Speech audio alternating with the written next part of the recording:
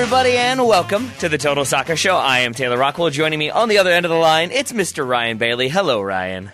Hello, Tay. How are you today? I am doing very, very well. There was all the soccer returning. We have Serie A next week, and then we're back to, having way too many games to try to keep track of every single weekend. Sound good to you? Oh, but that sounds wonderful. That's what it's all about, isn't it? It's all about not seeing our families or daylight during the weekends. Exactly. It's great. It is that weird, the weekend has come, time to relax and watch all the soccer so I don't end up having to cram it all in Sunday night, which is what I inevitably end up doing anyway. But here we are.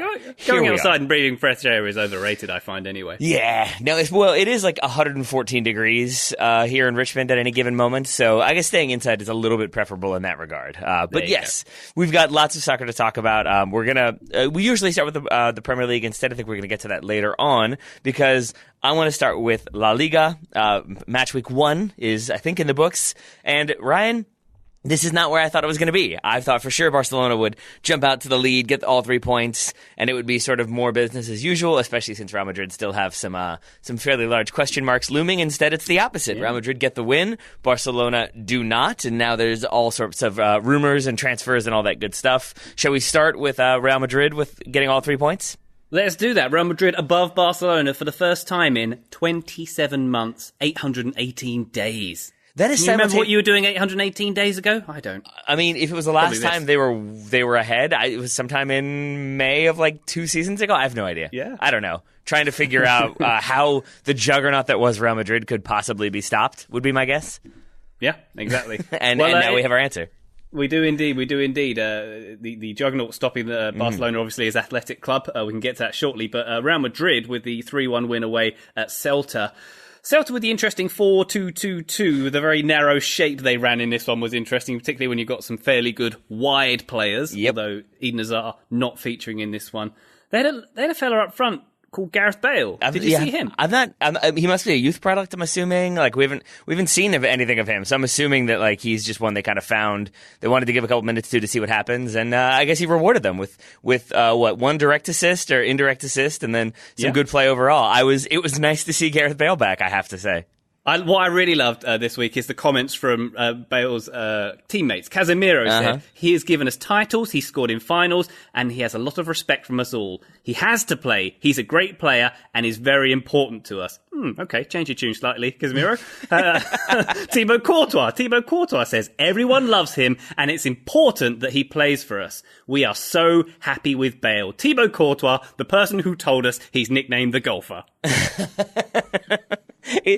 Now, do you think that this is a sustained campaign? Have they decided, okay, never mind, we're going to hold on to him so everybody has to make nice and say nice things? Or do you think this really is just actual sentiment about how Gareth Bale, how important he's been in the locker room?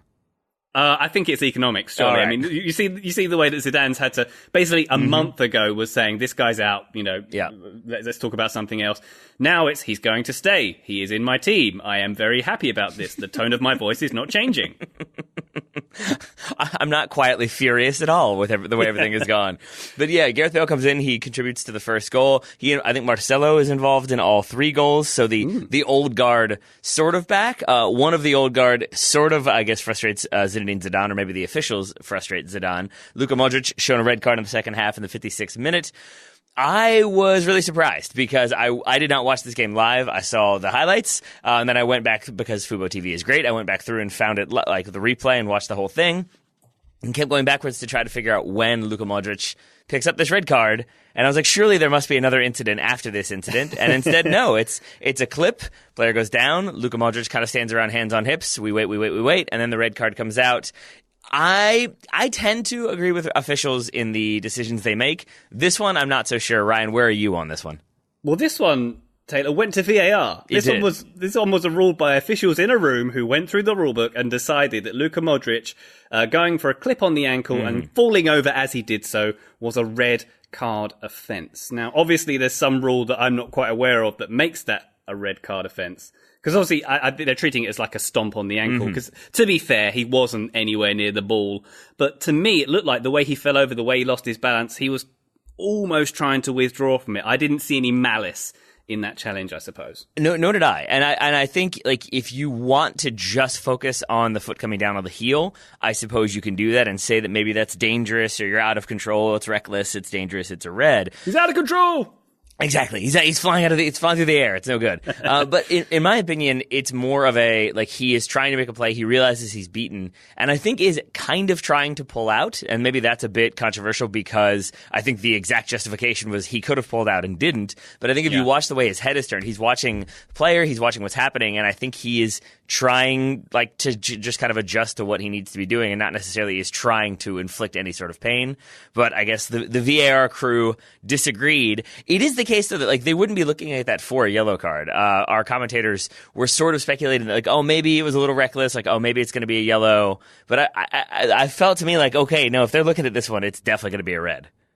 Yeah, this was his first career red card as well. How underwhelming for a first career red card. I wanted it to be for like a punch or an elbow. For that, you got to be disappointed. Yes. Disappointing all round. I would say so, but I mean, Madrid get all 3 points and all 3 goals, 2 of which come after the red card. Toni Kroos with the screamer that does that beautiful. It tings off the underside of the bar. It's so pretty. I love when it does that. When it, like, I think I've discussed my theory that my favourite goals are long ranges that clip the crossbar. I think there's nothing better. There's nothing more aesthetically pleasing for me in the game of soccer. I would agree with that. I would add it was Phil Shane and Tommy Smith. Phil Shane, I think, not wanting to be outdone by Tommy Smith's hyperbole throughout that it was from 40 yards out. I'm not sure it was quite that far out, but it was definitely long enough range that it qualifies to make Ryan Bailey happy. Very much so. Very much so. Did you enjoy that one more, or the winning goal for or in the Barcelona game?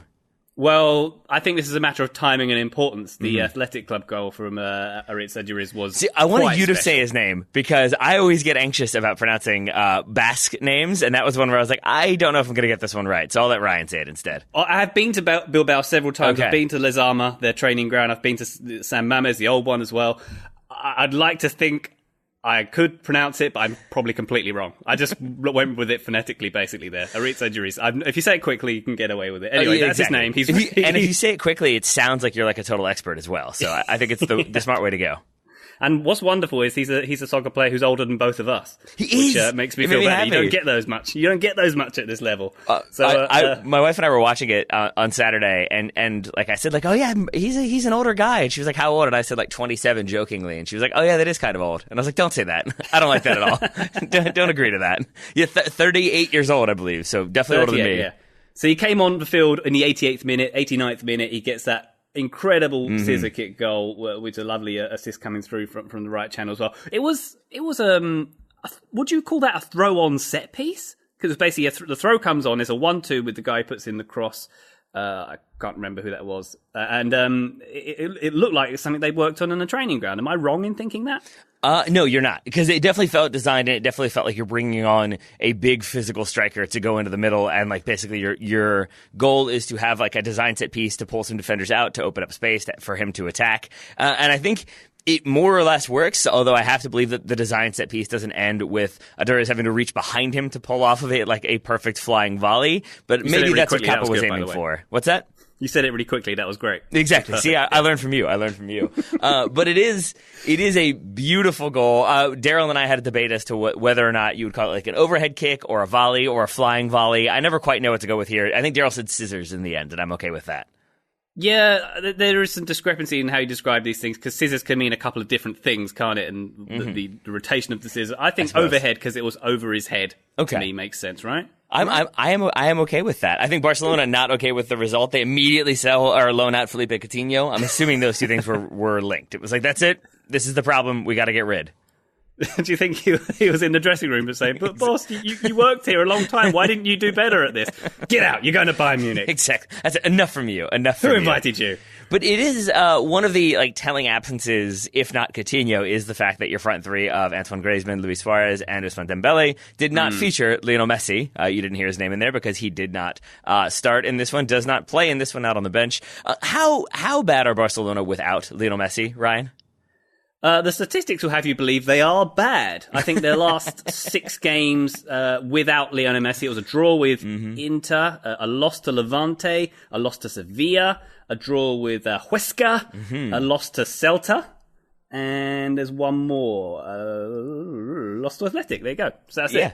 Wow. That's pretty bad, isn't it? And you hear these people say flippantly that it's a one-man team, but when you see those numbers and you see the way they performed in this game, and obviously not the strongest front three that we've seen in a while. And Luis Suarez, not long after hitting the post with that awful back pass that he got onto, going off injured as well. So that's a bit of a concern too.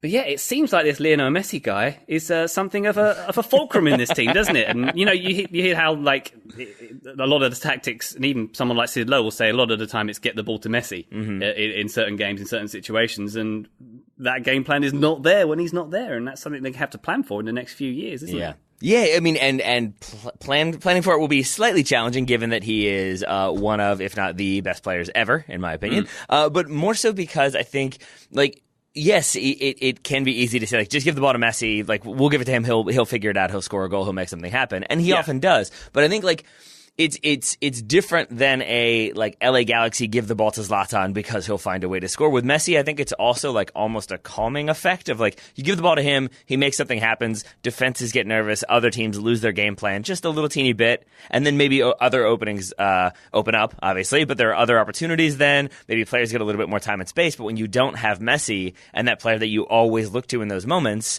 I think if you're Barcelona, you struggle a little bit to figure out where you go from there, especially when Luis Suarez gets injured, as you added as well. Yeah, so perhaps is there a tendency at Barcelona to make it all about Messi to their detriment?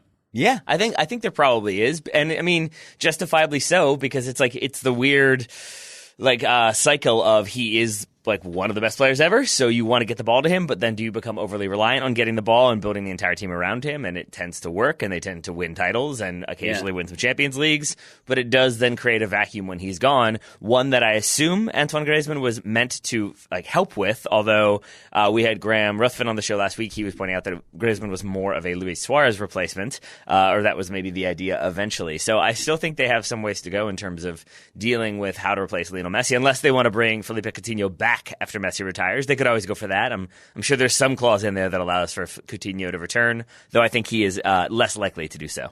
Well, there is a certain Brazilian who might be available in the coming days. We should probably tap on that a bit later, but that might solve their problems somewhat. A returning employee, shall we say. Is it Dani Alves? It's Dani Alves, yeah, how did you guess? The one interesting thing here is, did you know Athletic Club have played Barcelona 10 times on the first day of the season? This was the 11th time. And the last time that Bilbao won was 1949. I did not know that. How did you know that? That's a fun fact for you. Because I know my numbers, pal. That's what I do. The last time they played each other on the opening day was 2015 at San Mamés, and Luis Suarez scored the only goal. So it's very much a turn up for the books, this one. And we know that San Mamés is a very difficult place to go. We know that Barcelona have had difficulty. We know that this is quite a story. This is a Clasico in its own right between these two of the oldest teams in Spain. The whole Goycochea and Maradona stuff of the early 80s that went on between these two sides. So there's a lot of history here. And full credit to Bilbao. They're probably my favourite Spanish team, and I'm all the more happy with them for pulling this one off. Why are they your favourite Spanish team? I just like the way there's as I dropped earlier, I've been there a few times. I actually did a documentary about them once, and they're so fiercely local. Like when you walk the streets there and you see a sports store, it's not like there's Real Madrid and Barcelona shirts in the window. It's all about Athletic Club, and they have that Cantera policy where they can only pick Basque players, which isn't terribly modern in 2019, but it's also quite admirable the way they've stayed in the league. I think there's only 3 teams who stayed in La Liga since 1929 when it started, Bilbao being one of them, and they've come close to dropping out a few seasons ago. But, they've been in Europe, they've done great things, and they're going strength to strength, building a new stadium. I just think they're a very admirable organisation when there's a lot of unadmirable ones out there. I would say this, though, to mention her for the second time in like the opening 15 minutes, explaining who Athletic Club were to my wife and the kind of the policy you mentioned of only sending Basque players.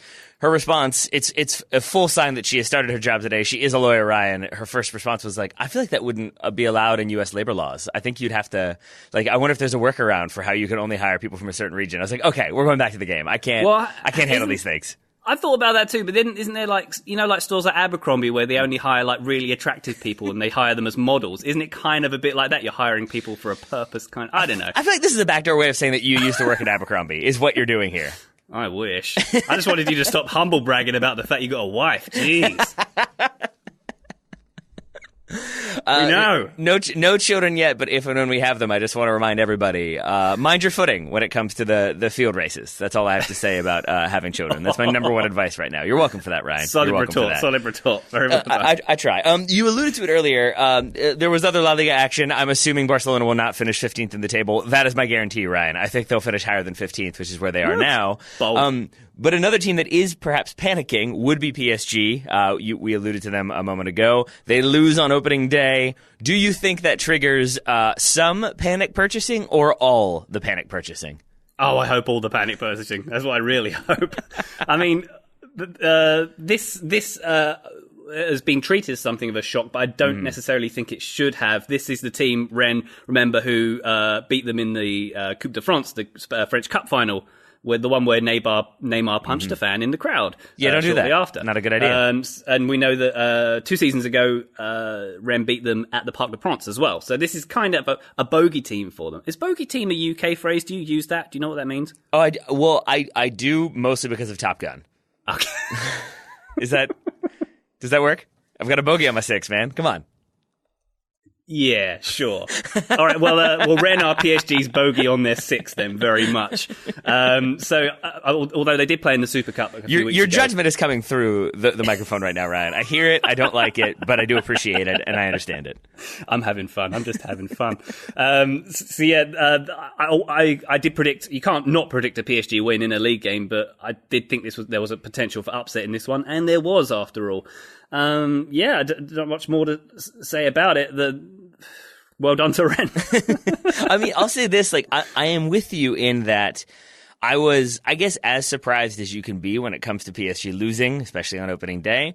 But with that said, I think, and maybe this is me not being a PSG ultra and following all the inner workings of the club, but it feels like a club that is in a state of flux, that they're still trying to figure things out. Obviously, the Neymar situation we've talked about. There was some links with Coutinho for them as well. There was going to be some swaps, or maybe they were going to move some other people around. And it still just felt like a team that was maybe trying to figure out their best 11 and who was going to be there at the end of the season in this game, and that maybe is partially to blame for why they end up losing. They take the lead. I think it's 1-1 at halftime, 2-1 shortly after halftime, and then PSG do not get the result. I think, if not bottom of the table, they're they won one game already, right? They won one. All right, so yeah, they're okay then. They're okay. They're not in Barcelona territory, near the relegation zone. I think PSG should be all right. The rumors today were that Neymar still likely to be on the move. The story I saw last night was that PSG had requested Rafael Varane and Vinicius Jr. in exchange for Neymar if he goes to Real Madrid, which does seem like the team most inclined to make a move for Neymar. Does that seem like a bit too much for you, Varane and Vinicius? A very good center back and a very young playmaker that Real Madrid only recently brought in, because that felt like a lot to me for a Neymar who is no longer in that conversation of is he one of the best players in the world? Instead, it's is he one of the top 100 players in the world? Yeah, I think if PSG pulled it off, they should celebrate through the night, because that would be a wonderful bit of business for them, wouldn't it? I mean, yes, absolutely, because you get rid of what has been a problematic player and a player who does not seem like his priority is with PSG. I think his agents have made it clear he does not want to be there this season. That was the other one that came out of this game. PSG looking for, I think, a replacement goalkeeper as well. So it does feel like they will maybe be doing the panic purchasing in the final days of the window, and I would very much expect Neymar to be on the move. If there were a club that he could go to, if you were opening it up, Ryan, what club would you like to send Neymar to, for entertainment purposes? AFC Wimbledon. You just want him. I had a feeling that would be the answer, the immediate answer, but I wasn't 100% sure, and now I am. I would like to see him in the Premier League, to be honest, but I'm not sure where. But doesn't is that for the obvious reasons of you want to see him flopping around and rolling around, or do you want to see him getting kicked? I just want to see him in the Premier League, basically. Okay. I want to see how he handles it, and I think it is a bit more physical, as the cliche goes. I mean, could you see him at a Chelsea or something? Obviously not this season, but could you see him at Chelsea or something like that? That does feel like a suitable location for him to land. I think they have a history of bringing in Brazilian players. Obviously, they've got a few on the books right now, and it does seem like a place that would enjoy having a flair player like Neymar. I think I've just gone I've just soured on him so completely that there was a time when I would defend him aggressively when Daryl would mock him and talk about how frustrating he was and wasteful and all these things.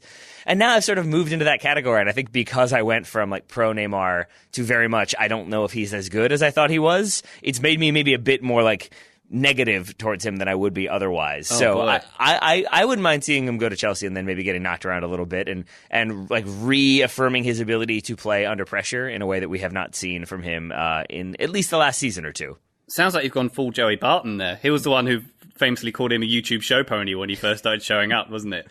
But, I mean, yes, but I also then don't really want to be acquainted with Joey Barton. So I'll take. I'm sure Neymar has scrapped with some people of slightly better repute than Joey Barton.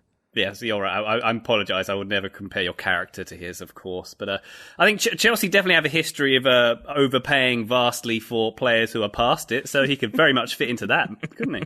I couldn't tell if that was going to be a Christian Pulisic burn, but then at the end, when it became that are past it, that made me feel slightly better. It was Mr. Shiva and such. I mean, Samuel Eto'o would like a word with you, I think, as well. You can toss him into that equation. Bringing Drogba back for like the third time, I think, also maybe qualifies. We will talk Premier League. We will talk Pulisic and Chelsea in a little while. But first, we should talk about today's sponsor, if that's all right with you. We're going to talk about SeatGeek, a ticket company where the customer comes first with over more than 50,000 5-star reviews in the App Store. They're focused on making your experience as easy as possible, and they do that with their ranking system. Ryan, do you want to try to explain the ranking system, an interactive map, and all that good stuff? I would love to. So basically, SeatGeek pulls in millions of tickets from all over the intertubes. They rate each deal on a scale of 1 to 10, and it displays them on an interactive map. So it's pretty simple to find out whether your tickets are a good deal or not. So they've got sort of a traffic light system. So a green dot means it's a good deal. Red dot means maybe keep looking. So, for example, I'm actually going to see the Smashing Pumpkins with the Chief Noel Gallagher tomorrow night. Very, very excited about that. I'm looking on SeatGeek right now. You can get lawn tickets for $12. Taylor, you can see Noel Gallagher for $12. Why would you do that? He's in Charlotte tomorrow night. First of all, the idea of Noel Gallagher being in Charlotte is strange to me just on the face of it. But that's quite the show. Is he fronting Smashing Pumpkins now, or is he playing with them? His band, the High Flying Birds, are supporting them. I do know, because I'm an Oasis nerd, that he hasn't been in Charlotte since 1996 when he was on that tour, which Liam left and had a fight and went back and bought a house instead, which is all ancient history. But the point being, SeatGeek is wonderful, and $12 to see Noel Gallagher, to see the Chief, to see the architect of British pop music in the modern era. Can I give you a controversial take right now? Oh, please don't insult Oasis. Oasis? Meh. Is that the silence I get for that statement? They're fine. I said it mostly to annoy you, but also I know that Daryl will listen, and then I'll get an angry text from him as well. So that is pretty impressive to be able to see both of those bands for $12. I was expecting much, much more, but if you want it to be, say, $2 instead of $12. Our listeners can get $10 off their first SeatGeek purchase. Nice. Basically, use promo code TSS for $10 off your first purchase. That's code TSS to get $10 off concert tickets, sports, comedy, whatever you want, including tickets to see Smashing Pumpkins with a mediocre person from Manchester. And also, by the way, their bass player's from Manchester, the Smashing Pumpkins. There's another fact for you. And he's fine. He's cool. Yeah. He's cool. Good to know. Glad to know your rankings of Mancunians. By the way, I also mentioned last week's show that I wanted to go and see Casey Musgraves. Her bass player, Adam Kiefer, is a listener. Shout out to you. He got into contact with him. Thanks for getting in contact. Thanks for listening. And you'll go and see Casey Musgraves, as I am now going to do. Wait, does that mean that we don't get the credit for you using SeatGeek to buy tickets to Casey Musgraves? SeatGeek's wonderful. $12, no Gallagher. All right, you can just send us the money. It's fine, Ryan. But yes, that was pretty amazing. It is a small world, and it made me very, very happy. Especially that you got some tickets. You finally get a perk for being on the show for so long. Finally. And finally, the Bundesliga kicked off. We have the Bundesliga underway. I just wanted to make a quick note of Union Berlin, who I think oversold their stadium, did the 15-minute protest against RB Leipzig, and extended the atmosphere boycott, as it was called, which is such a Germanic name for it, isn't it? It really. Once I saw that phrase, I was like, I've got to hear what this is. It's basically being quiet. It's basically what half the Premier League stadiums do for most Saturdays. But I mean, it's especially a credit when it's the first time in the Bundesliga. They did the thing at the end of the game where held up cardboard cutouts of fans who had passed away who'd never gotten to see them in the Bundesliga. But then to spend the first 15 minutes in silence to protest your opponent I feel like that's an extra burn, because it shows you how much they want to protest you if you're an RB player. That didn't necessarily bother them as RB smashed Union Berlin, but I did love, my favorite part of all of this was that Union Berlin's match program for the game used the emblem of, I'm going to do my best here, BSG Turbine Markranstadt, which is the old name of the club, which RB Leipzig basically bought and changed the name of to make them an RB club. So I really enjoy... They were trolling on so many different levels, weren't they? They really were. They did the atmosphere boycott. They also had a banner up behind one of the goals that said, "Nach 10 Jahren werde ein Ostverein in diese Liga," which basically means after 10 years, finally there's a Eastern German club in this league again. So they're referring to 10 years ago, Energie Cottbus were relegated, and they're conveniently leaving out the fact that there has been an East German club in the league for a few years called RB Leipzig. So that was once again some wonderful trolling from them. I don't really appreciate how good you are at pronouncing things. I just want to throw that out there right now, because I struggled to get through what RB Leipzig's old name was, and then you flawlessly pronounced whatever the banner was. Well done to you, sir. Well done to you. To be fair, I speak German. I do not speak Basque at all, so I'll put that one out there. Also, this stadium is the Stadion an der Alten Forsterei, which is another fancy German now you're just showing off. Now you're just showing off. The stadium by the old, how do you say that? Forestry? Like wood chopper's house or something. That's what it translates to. It's a very, very kitsch sounding name. But they have a manual scoreboard still. So it's not even dot matrix scoreboard. It's literally a guy hanging out of a window changing a card, which changes the score. Well, like an old cricket ground from the 1960s. It's wonderful. I want to go right now. In fact, I might end this show prematurely just so I can go over there. That is one place I would like to go before they maybe get relegated this season. I wouldn't mind seeing them in the Bundesliga, although I think that's the case for lots and lots of other people. So I imagine tickets slightly difficult to come by.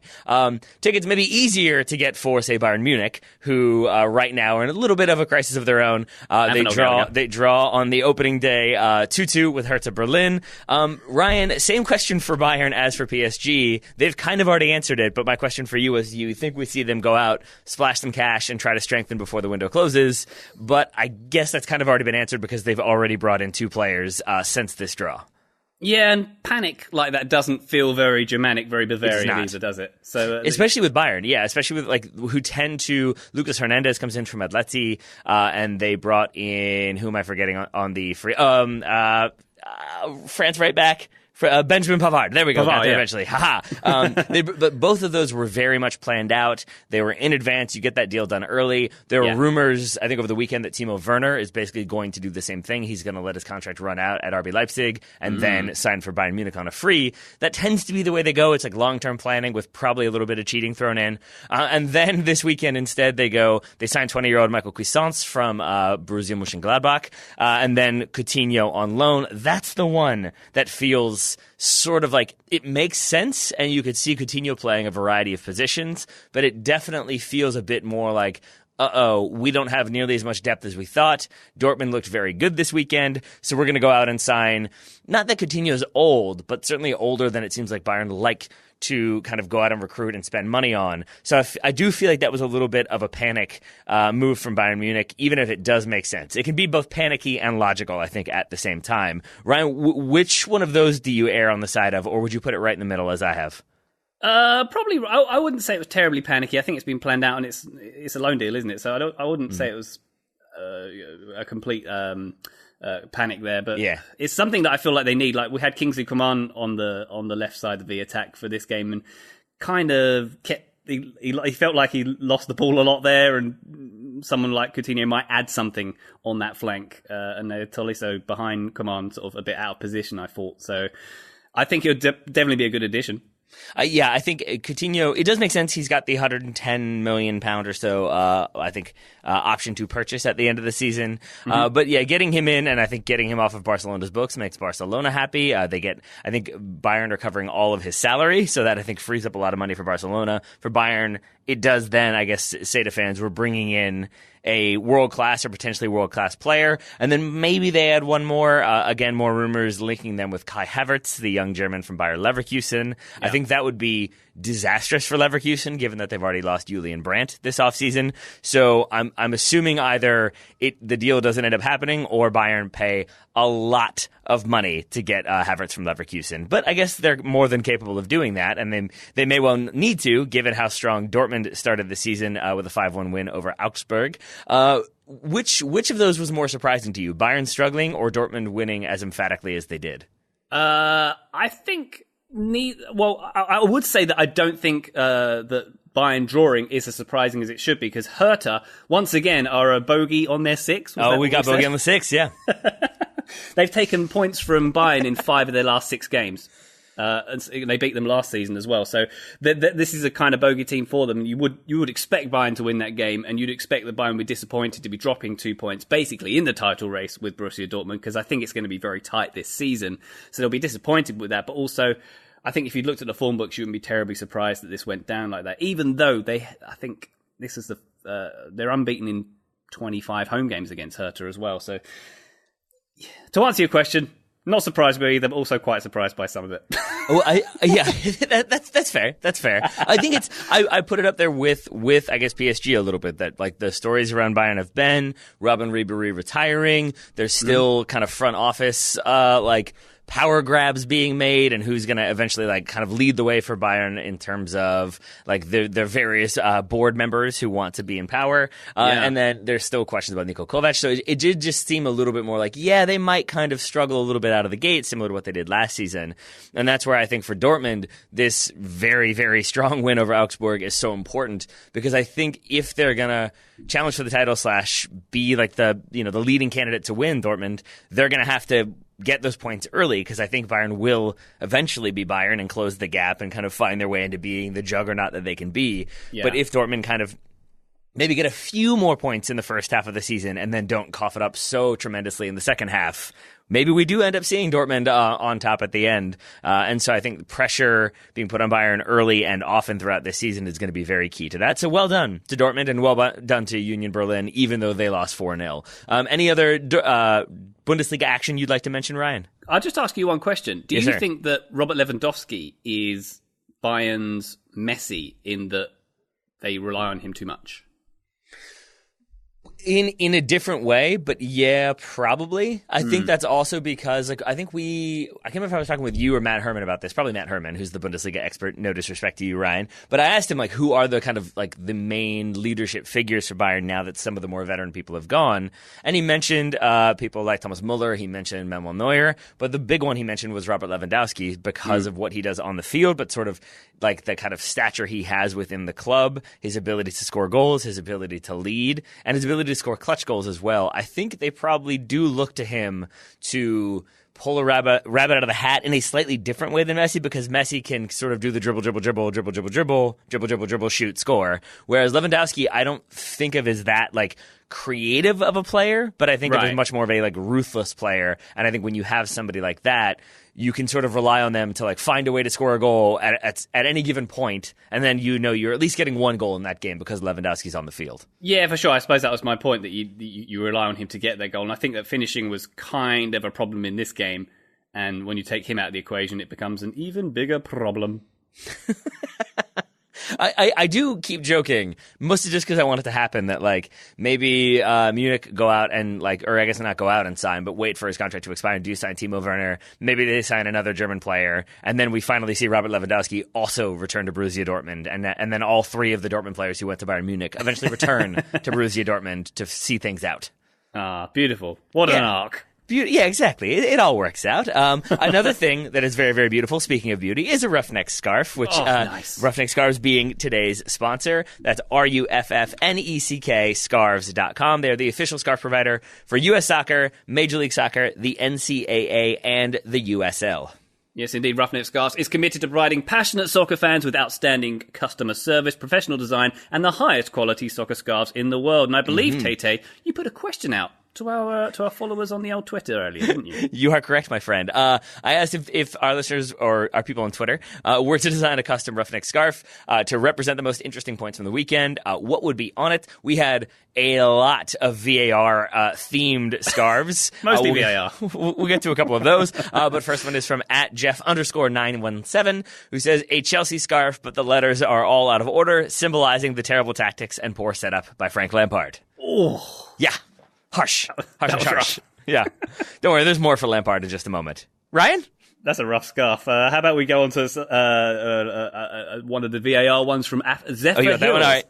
Zephyr Hills, VAR booth on one side, all the world's conspiracy theories on the other. I like it. There were some really good VAR ones. I would encourage people who are on Twitter you can go find my tweet and then see all the tweets in response. But there's some good ones. A lot of them very image heavy. There's the one of just the VAR no goal screen. It is a very aesthetically pleasing color scheme as well. So that would be a good one. It's got a little bit of plaid in there.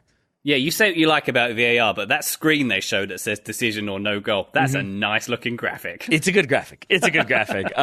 Another one at Chelsea's expense from Zachary Wolf, a 90-minute timeline with Lampard doing the Homer Simpson fade to the bushes thing as time progresses. Very nice, very nice. I'd like to sort of a gifable scarf. That's what we need, isn't it? Exactly, Wonderful stuff. Yes, exactly. We've got a Spanish thing, or a European theme one here from Esteban Caballero. On one side, Zidane and Real Madrid breathing a sigh of relief with 818 days crossed out. A little reference to the amount of time since they've overtaken Barcelona there. On the other side, PSG, Barcelona and Bayern squads, and the managers with hands on heads. That's a lot. That's a tapestry right there. It really is. There's some very artistic ones that we usually get suggested. These were four of the ones that made me chuckle at least. Can I jump in? I've got one. Yes, please. Go ahead. Var-City Blues. Var-City Blues. Var-City Blues. I get it, but my question then is is it John Voight? Is it Billy Bob? Is it James Vanderbeek? Who you put? Is it Scott Kahn? It's Scott Kahn that you're putting on the other side, isn't it? You weren't ready. You weren't ready for me to come at you with the full cast list from Varsity Blues, were you? I'm impressed. Do you want Ali Larder thrown in there? I think Amy Smart in there? Amy Smart may also be in there. You're welcome for this, Ryan. And the girl from Heroes, who I've forgotten her name. Ali Larter. Was it Ali Larter? No. Yeah. I think I threw that one out a moment ago. Yeah. There we go. Sorry, you did. I apologize. It's okay. Just get it together and be better at things. Yes. But yes, I like that one. What would the other side be though? Then. Just Pep with his head in his hands, possibly. Okay. A la the Champions League against Tottenham a few months ago. There we are. Yeah, we had a few of those references as well in these suggestions. But we should say a reminder once again that we're talking about Roughneck Scarves, the official scarf provider of U.S. Soccer, Major League Soccer, the NCAA, and the USL. You can get 20% off any scarf in the Roughneck shop with the promo code Total Soccer Show. All one word, all together. That's 20% off at checkout using the promo code Total Soccer Show. Thank you to Roughneck Scarves for sponsoring today's episode. Ryan, I think we've kind of waded a little bit into the Premier League. Let's dive all the way in. Let's talk Man City and Tottenham. I have it as 1-1 for some reason on here. Finishes 2-2. My mistake on that one.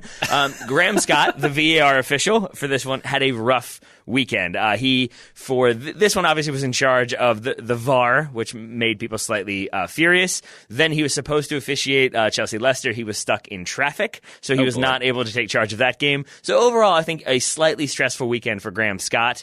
But I want to talk VAR for a moment, if you will, because I saw all of the stories around this one. I didn't watch City Tottenham live. I did watch it on replay. Again, thank you, Fubo TV. And similar to the Luka Modric thing, I kept waiting for a really, really dramatic moment, or I thought it was going to be this very obvious, oh my gosh, that of course shouldn't have been called as a handball. And maybe I'm crazy, but I think that was a handball. I don't think that should have been a goal. I get maybe why it seems like it's hard to see, and maybe that's the argument against it. But for me, it's off the hand. It's into the path of a player who scores. To me, that's a handball. Ryan, I'm guessing you're going to disagree. Yeah, I think I am. I mean, okay.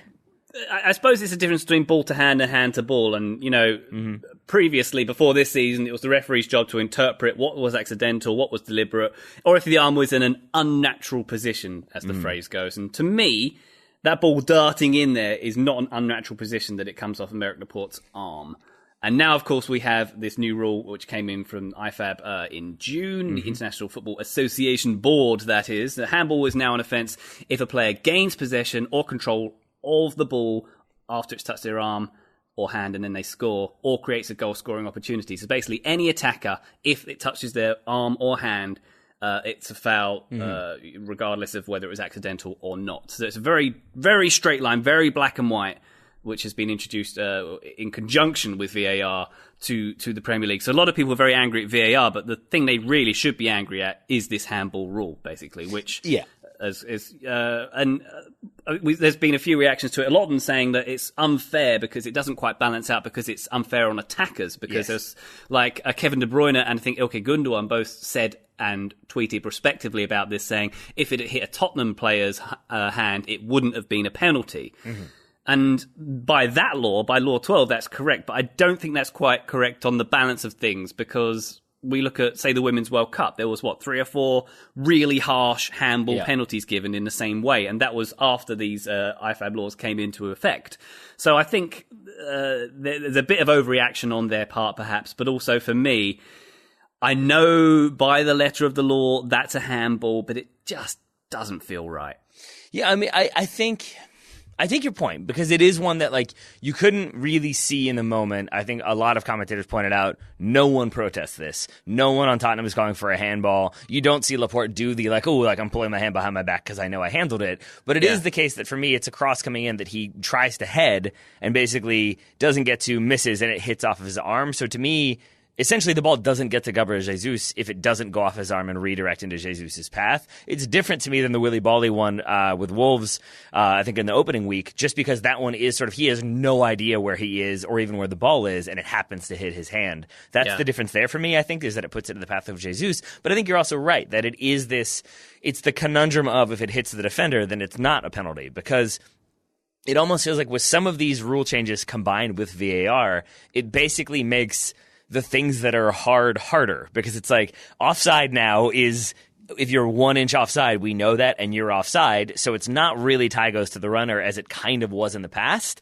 Then there's this rule that punishes the attacker. If there's a hand in any way involved, then it's not going to be a goal, but a defender doesn't get that same one. But then the counterpoint to that would be, at least with the Women's World Cup, with the goalkeeper off the line rule when it comes to penalties and penalty shootouts. Right. That it's like, now it's even harder to save a penalty, but it's harder to be onside, and it's harder to score a goal, and easier not to concede a penalty if you're a defender. It does seem like they've kind of maybe not incorporated VAR into their way of thinking when making these rule changes, and maybe that's something to consider going forward. And I know obviously they've thought about VAR in terms of now we can review and see if there's a hand, so that makes it easier to determine. But to me, it doesn't necessarily then show you how specific they can be when you have to imagine that when they made that rule, they're like, yeah, but that's not going to happen. We'll know. It'll be common sense. We won't care about it then. And it's like, no, that's not how it works. It's all or nothing. And I think the all right now is a problem. Yeah, I think that's my problem. They're not applying common sense. There's no nuance to this thing. I believe that ball travelling into the box as it was, had it not hit Aymeric Laporte's hand, it still would have had the same velocity and trajectory. It still would have landed at Gabriel Jesus, and it still would have been a goal. I don't think it affected any team positively or negatively. And I think that's the sort of thing where previously the ref would have, even if he saw it because it was so quick, would have exercised some nuance. And you look at last week against West Ham, where Aguero had to retake the penalty because of, it turned out it was encroachment. It was Declan Rice. It was a West Ham player encroaching. That's not giving Aguero any advantage that he needs to retake the penalty, is it? It seems like common sense isn't really being applied. They're just applying the rules for the sake of applying the rules, it feels to me. But then also maybe kind of not, because the one that I was more confused by was the Eric Lamela-Rodri incident in the first half, I believe it was, where, I guess the argument is the referee sees it, so maybe it's then there hasn't been an error made, because the referee can say no, I saw them both fighting. I'm okay with that level of physicality. But for me, Lamela has Rodri around the neck basically, and then because he's running so close to him, clips both of his legs, not just one, but both legs. And to me, that right there, it's you've got your arm around him, you're impeding his run, you're clipping his legs. They both end up falling on the ground. To me, that's a definitive penalty, and I don't quite understand how that one wasn't given. Yeah. It's definitely given us a talking point, this VAR. It certainly that's for has. Sure. And it's definitely divided people. My favourite tweet from the weekend compared VAR to Brexit. I'm about to get political on you, I warn you. This tweet from Kev Robinson: the British people clearly asked for the technology and the FA had a mandate to deliver, even when it became obvious that what we'd asked for wasn't the right solution to a problem that didn't really exist. The mandate was clear. The will of the British football fan must be followed, which is very much aping the language of Brexit. I very much enjoyed that little tweet there. But it is kind of true how you can see both sides of this thing, and I think we are very much in that settling in period with this technology. And I don't have a problem with VAR in this instance. I just have a problem with that dumb handball rule, frankly. All right. Ryan does not like the dumb handball rule. Did you like the result, given that it was Tottenham, who can be a problematic team? We would expect to be in the top 4 this season. Yeah. You do have at least a somewhat connection to Man City, if not a fan, then the written connection. What did you make of this result from a Man City perspective? I think Man City should definitely feel they could have deserved to win. I think Tottenham were quite bad for quite a lot of spells of this game, and City were spectacular for most of it, I thought, to be honest. You won't get a disagreement from me. It did feel like if they had been a bit more clinical, and I think even with preseason, like, you have lots of time to get your reps in, but I think this is a game that if this is played a month from now and Tottenham played the same game and City played the same game but were a little bit sharper, I do think City get the result, because there were some very good shooting opportunities for City from start to finish that weren't taken, that were put wide, or maybe like there's the Kevin De Bruyne one where maybe if he squares it to Sergio Aguero, it's a tap in, but at that point he's already provided 2 assists, so why not give it a go and have a shot that he ends up blasting wide. I think Bernardo Silva puts one wide that he probably should have put on frame. Gundogan the same. So it did feel like if City were just a little bit more clinical, then that does end up being all 3 points. But I also do think that it's another example of why I find Mauricio Pochettino to be, I would rank him in my top 5, at least, club managers in the world right now. And it's for games like this where sort of you can see his team not being sharp enough, not tracking their runs, not really doing the defensive job they need to do to be able to handle a team like City. He adjusts his defensive game plan. He gets more numbers in the middle. He frustrates City a bit more. And then even like the introduction of Lucas Moura, it's an obvious one, but he subs on and literally scores, I believe, with his first touch off of the corner, gets the goal. And it's even in I would say that's a little bit of a design set piece in my opinion, because as the ball comes in, it's 3v2 in favor of Tottenham. And Lucas Moura, to his credit, I think realizes no one is marking me, so I'm just going to kind of like stay here, be as quiet as possible, and nobody look at me. And then when that ball comes in, he is completely unmarked and wide open. And I think those little adjustments from Pochettino are so clever and so difficult to pull off in the moment, especially against a team like City, coached by Pep, with the talent they have. So even though I think Guardiola is probably number 1 for me, Pochettino not far off in that ranking. Yeah, definitely. And I think full credit for Tottenham to getting a draw out of this one, because the 2 goals they got, they very much found the very small windows that City will give you. And that Moura, the goal from the corner was interesting, wasn't it? Because we saw Pep remonstrating with Sergio Aguero afterwards, and we were told by the commentary people and people thereafter that he was unhappy with Aguero's position on that corner when Moura scored. And when you look at it, when you replay it, he's sort of dallying around the penalty spot, and to me it looks like he starts to jog back because he's ready to break. He sees a defensive header coming out, he's going to break and pounce on that thing. So to me it seems like that's not bad positioning for a player who, he's 5'8". Are we expecting him to mark Moura and win that header? I don't think so. That's where, like, if you ask me who I would rather play for, I think it's probably Pochettino, because Guardiola, I think, has that element of, like, social niceties do not exist, and the idea that you're bringing off a player, you're already bringing them off, before full time, no player likes that, but then you're sort of, whether or not you mean to, by bringing them off and then kind of, like, chastising them for not marking the way you thought they should have, if you're a competitive player and an emotional player coming off the field, you're going to be like, oh, so it's my fault? And I think Guardiola just does not have any of that sort of like, okay, well, considering the situation, now is maybe not the time, but later on, it's just like, no, you did something wrong, and now you're going to hear about it, and I don't really care what the optics are on this one, even as we kind of fight, and then I clearly yell at you in Spanish, and then you walk away, and we have to be separated, but then later on, we're hugging when the goal doesn't count. He's very Jekyll and Hyde, isn't he? He's very Jekyll and Hyde. You can see him doing the hugging, you can see him sitting down with, you hear stories of him sitting down in the dressing room and having long conversations, being very pleasant to players, and then you see him absolutely bawling at certain players on the field in front of everybody, obviously to make a point. So it's interesting that he does that kind of thing. And also I wanted to talk about the first goal as well. The way that Lamela got through is basically City were kind of organised in 2 banks of 4 at that point, and sort of all Lamela does is just literally wander between them. It's like Rodri. I think it's between Rodri and Gundogan. I think it was. Yeah, it was Gundogan and Rodri. That's right. And neither of them sort of track him at all. I'll take that. I'll take that little path you've carved for me very much. Thank you. I'll take that. I'm really glad you brought that up, actually, because I have in my notes and did not find out. Maybe I'll have to go back and look afterwards. Why did that happen? Because Gundogan is 100% supposed to be stepping in front of Lamela. He's supposed to be that barrier between them, and has been pulled out a little bit, and that is what allows that space to open up and why Lamela is able to get that shot. Because it's not just that Gundogan isn't there and so somebody else has to step. It's that because Gundogan isn't there and City's system is so... like, everybody knows exactly where they need to be. It's so very specific that when there is that little breakdown, and I think that is probably why Guardiola yells at Aguero for not maybe defending as aggressively on a corner, it's because when there's one little breakdown, suddenly it becomes a way bigger breakdown, because if everyone else is doing what they're supposed to be doing, then Eric Lamela can shoot an uncontested shot and curl it to the far post. That's the thing. That's so rare to see against City. You know, they're the kings of breaking up play at that point. And I ask you, if Fernandinho was on that field, would that goal have happened? I don't think so. I don't think so either. And maybe that's the growing pains as well that you get in the kind of first couple games of the season. But I do wonder if we'll ever get a game where we have both Rodri and Fernandinho on the field at the same time. I would find that interesting, I think, just to see, can they exist? Is it a weird, like, you can't go back in time and meet yourself? Like, can they play on the same field, or do they do two similar things for it to work? That feels like Champions League away game. Yes, it does. Shut it down a little bit, doesn't it? Yes.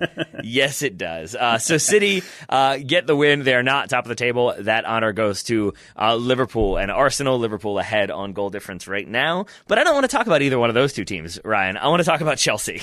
Because Frank Lampard came out and said after the United game, they lost 4-0. He wasn't so upset. He saw reasons for optimism in there. And then after this game against Leicester, the 1-1 draw at home, he came out and said, I was actually more optimistic after the United game than I was after this one. And I think I agree a little bit, because I think we saw a lot of Chelsea's shortcomings on display. And to be totally honest, I don't want to be too biased here. I think we saw some of Christian Pulisic's shortcomings on display, losing possession something along the lines of like 18 times in the first half or the first 60 minutes or something like that. Not necessarily what you want to see from your theoretical, although not quite directly, Eden Hazard replacement. Yeah, and I'd agree with Lampard's assessment there on this too, because by the end of it, I was thinking, how on earth aren't Leicester winning this? Yep. It was another case of not holding it together in the second half, wasn't it, essentially? And you saw how evenly these teams were matched, and it was, if you look at the stats, it was actually 50-50 exactly in possession, 9 goals attempts each. So it's very much even on the headline stats there. And full credit to Leicester, and we know how well Brendan Rodgers is shaping this team. But to me, this really called the top 6 into question, the top 6 placing into question, because I don't know how you feel about this, but I feel like Leicester, Wolves and Everton will have watched this game and thought, wow, Chelsea's place in that hegemony is there for the taking right now. I mean, I said this last week, and I felt kind of uncomfortable. I still feel kind of uncomfortable saying it, but look at these two teams for a moment on paper.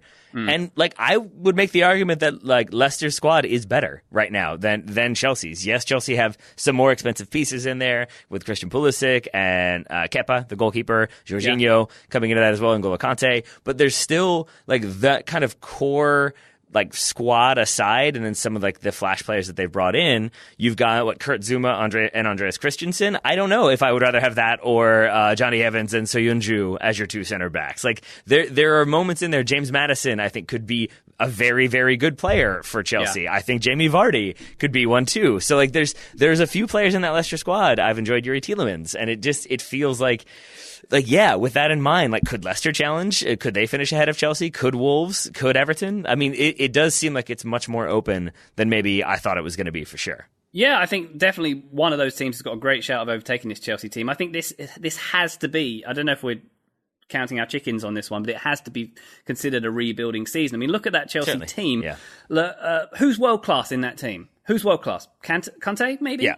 Kante would probably be my only one. Yeah, I mean, and then look at who's in the autumn years of their usefulness in this team. You've got Giroud, probably Pedro, probably Azpilicueta. Mm-hmm. There's quite a lot of pieces in this team that feel it feels a bit transitional, doesn't it? And I mean, Willian did not play. No, came on as a late. So he came on for Pulisic. Yeah. But like, Willian, I would throw into that category as well. Even Kovacic is a player that I think they signed because he was the only player they could actually sign because of like the contract details and the loan to buy that allowed him to be registered before the transfer ban comes into effect. But like, I think they did that because they needed some legs in there. Ross Barkley I put in that category too. So yeah, I think your point is well taken, that it's more players that they're going to sort of try to transition out in the next few years and then players that they're hoping can become star players.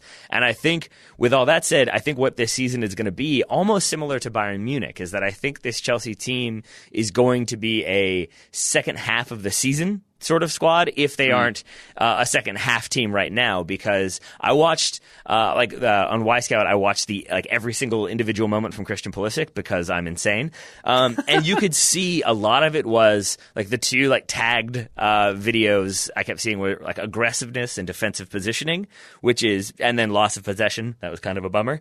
But the thing I noticed with Pulisic is in the first 20 minutes he is doing a really good job of cutting off outlet passes so that they're either very clearly not on, or he sort of is doing the thing where it seems like it's on, but he's trying to bait you into making that pass. His other teammates, Pedro doing the same, Giroud doing the same, midfield stepping up, Mason Mount obviously stepping in. That's where the goal comes from.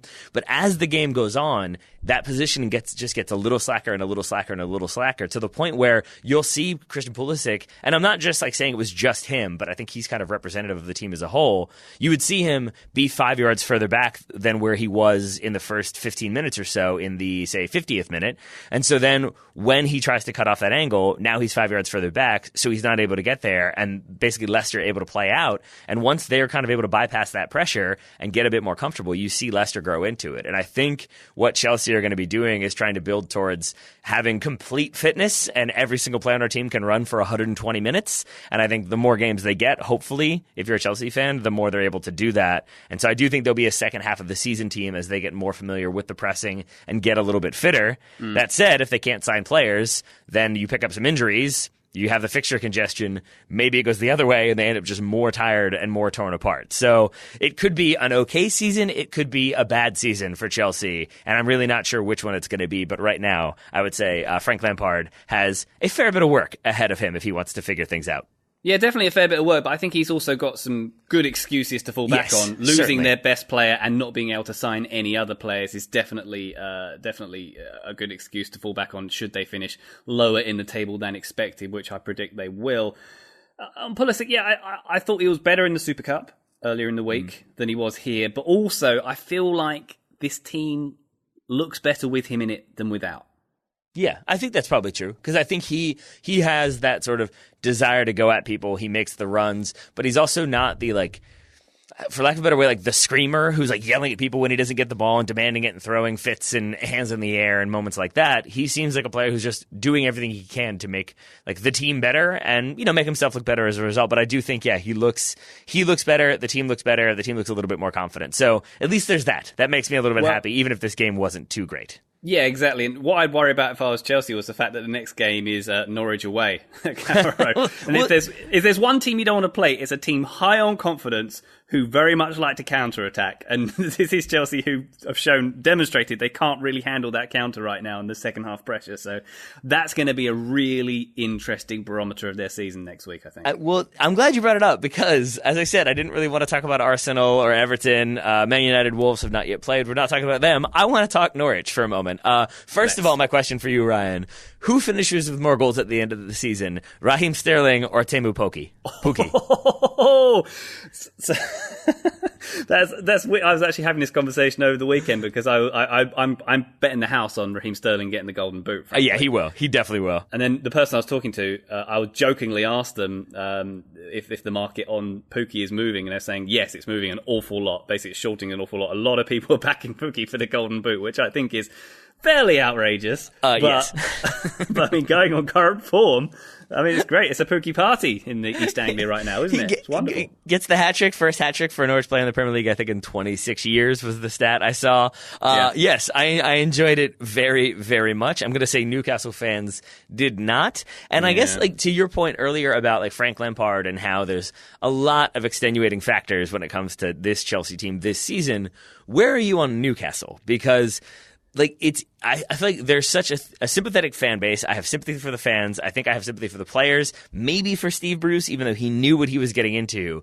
Is it just that their owner is so horrifically bad that, like, you can love everything else about them or appreciate everything else about them, but their owner being so bad is enough for it to be like, yeah, they're probably going down? Yeah, I mean, you'd have to put them among the candidates right now, wouldn't you? They just look so uninspired under Steve Bruce. They're so long. Is there a more long-suffering fan base in the Premier League than Newcastle over the years? It seems like they just get this kind of thing all the time, don't they? I mean, because at least Arsenal have some cups in there, and Liverpool obviously the same. So yeah, I think it's probably Newcastle for sure.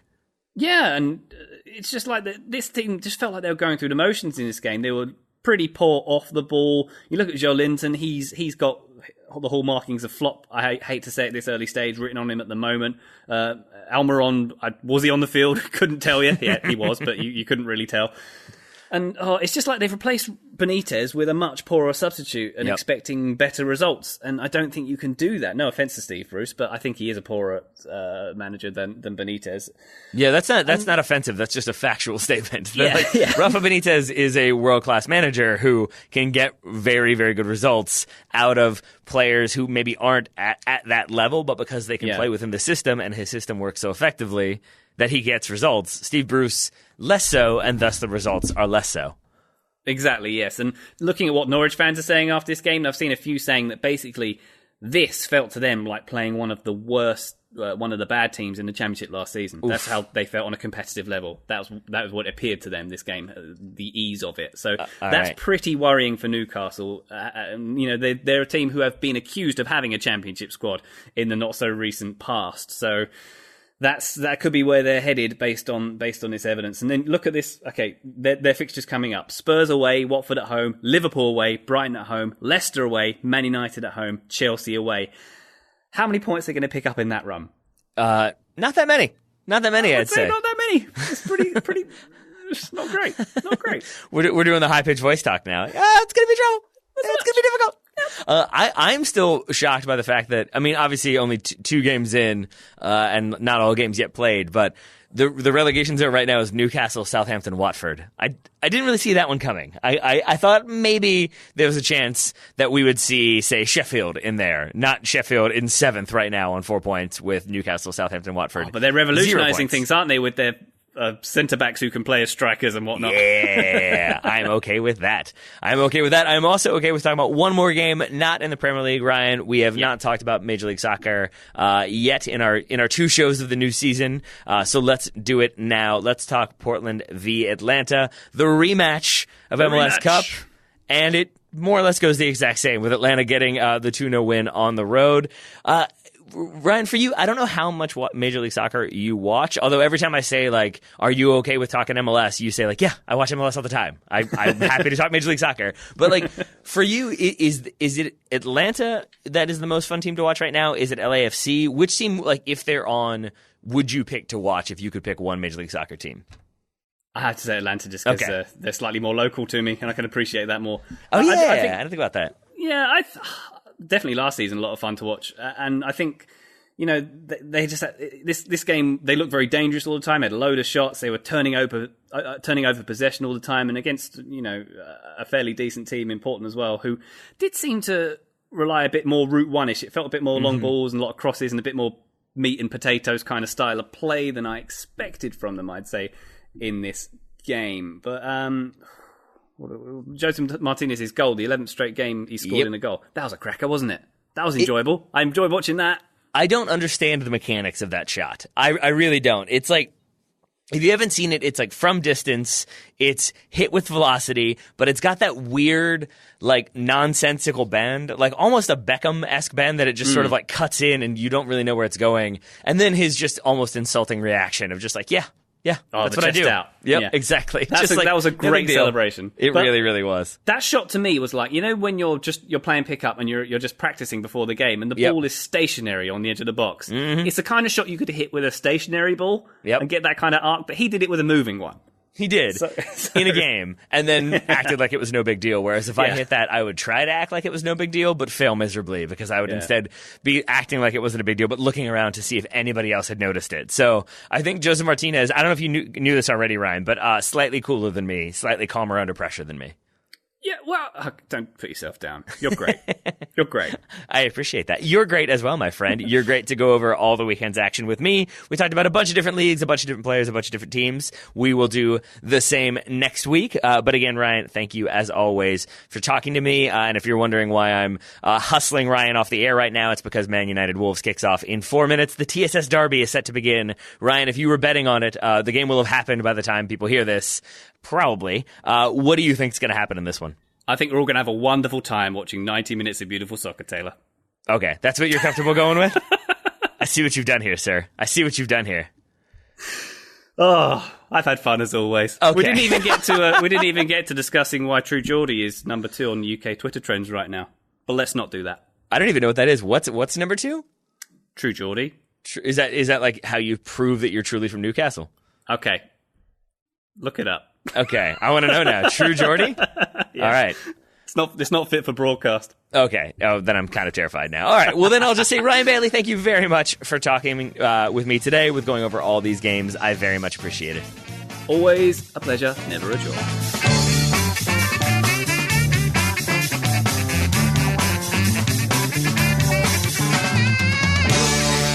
You gotta slice it.